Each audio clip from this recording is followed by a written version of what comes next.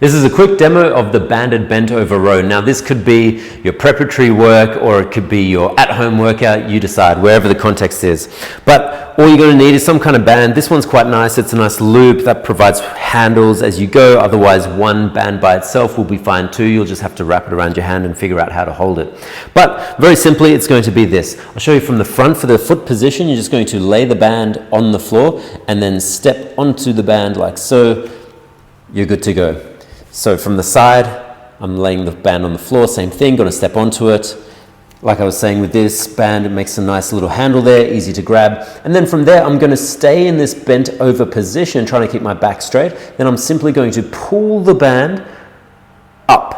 So I'm going to think about punching my elbows up to the sky, squeezing the shoulder blades together. You have a couple of options as well with the hands. You can keep the hands as they are, facing the same way. You could also supinate, so palms up to get a little bit more bicep if you want to. You could also go for palms down, let the elbows flare and go a little bit wider, yeah? So that hand orientation is going to change the exercise a little bit, but either way, you've got a few different variations there you can play with. Now, the only thing you want to be mindful of, as this band is harder to pull up at the top and easier at the bottom, you want to be mindful that at the top you're not trying to stand up to create more resistance here or to make it easier or to get the elbows higher. You want to keep that bent over position so you can isolate that upper back as best you can and then perform the rows from there. Of course, the last thing I'll say is the looser that band is, the easier it's going to be to pull up. The wider I stand, the shorter I make it, the more I have to bend over,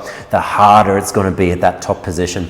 And that is your bent over row. Hit those prescribed reps that I've got for you and feel your upper back not grow, but it'll work.